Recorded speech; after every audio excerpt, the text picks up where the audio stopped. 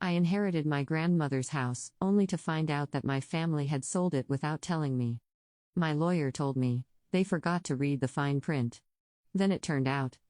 The last thing my grandmother ever said to me was, "Sometimes the biggest betrayals come wrapped in the prettiest packages, dear." I didn't understand what she meant then. I do now. My name is Natalie, and last week, I watched my entire family steal my inheritance right from under my nose. I stood in Gran's Victorian house, the one she'd promised would be mine since I was 12, clutching the envelope she'd left me. The lawyer had just finished reading the will, and my mother's perfectly manicured hand was already reaching for the house keys. "Honey, you have to understand," Mom said, her voice dripping with fake sympathy. "The house needs so many repairs. We're just trying to protect you from that burden." Protect me? I stared at her, then at my father, who wouldn't meet my eyes. By selling it without telling me. My brother Sullivan leaned against the doorframe, arms crossed. "Come on, Nat. You couldn't afford the property taxes anyway." The familiar scent of Gran's lavender sachets still lingered in the air. Just 3 weeks ago, we'd sat in her sunroom, sharing tea while she told stories about her youth. Now, here they all were, divvying up her life like vultures. "You can't do this," I said, my voice shaking. "Gran left it to me, it's in the will." "Actually," my sister Riley chimed in, "Mom and Dad have power of attorney. The sale's already gone through." I felt the blood drain from my face. "What sale?" "We found a lovely buyer," Mom said, smoothing her designer blouse. "He's offered well above market value. The papers are signed." My fingers tightened around Gran's envelope. I hadn't opened it yet. It had arrived by courier this morning with strict instructions to wait until after the will reading. "Get out," I whispered. "Don't be dramatic, Natalie," Dad finally spoke up. "We're family." "Family?" I laughed, the sound harsh even to my own ears. "Family doesn't do this. Get out of my grandmother's house. Now." They filed out, Mom pausing at the door. "We're meeting the buyer tomorrow to hand over the keys. You should come, make peace with it." Once alone, I sank onto Gran's favorite armchair and opened the envelope with trembling hands. Inside was a single sheet of paper and a small key. "My dearest Natalie," it began.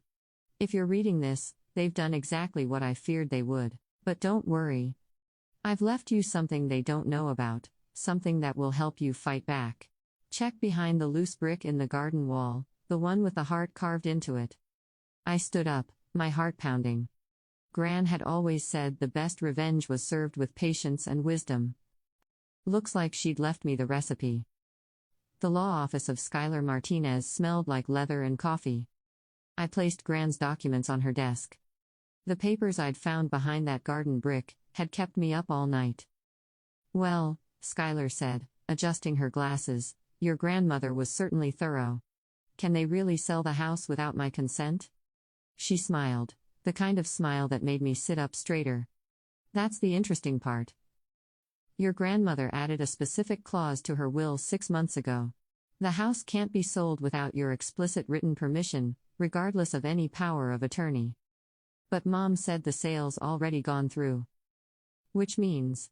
Skylar leaned forward. "Someone forged your signature." My hands gripped the armrests. "What?" "Look at this." She pulled out a document. "This is supposedly your signature on the sale agreement." "But the date," she tapped the paper. "You were in Seattle that day, correct?" "Yes, for work. I have flight receipts." "Keep them handy. We're going to need them." Skylar started typing on her computer. "The buyer, Edward Jackson, is coming in today. He should know his purchase isn't valid. You really think we can stop this?" "Stop it," she met my eyes. "Natalie, we can reverse it. And whoever forged your signature could face serious consequences." My phone buzzed, a text from Riley. "Mom's furious you went to a lawyer. Says you're betraying the family." I showed Skylar the message. She shook her head. Interesting how they define betrayal. A knock interrupted us. Edward Jackson walked in, looking more worried than a legitimate buyer should. Skylar gestured to a chair. "Mr. Jackson, please join us." "I assume this is about the house," he said, glancing at me. "Your mother assured me everything was in order." My mother lied, I said flatly. And I never signed those papers. His face paled. What? Skylar slid the documents across her desk. The sale requires Natalie's consent. This signature, it's forged. She was in another state that day. Edward ran a hand through his hair. They told me you'd agreed, that you just couldn't be there for the signing. They told you wrong, I said. That house means everything to me. My grandmother. I know, he interrupted. Your mother mentioned you were difficult about letting go. Said you were too emotional about it. Something in his tone made me pause. What else did they tell you? He hesitated, then reached for his briefcase. I think you should see these emails.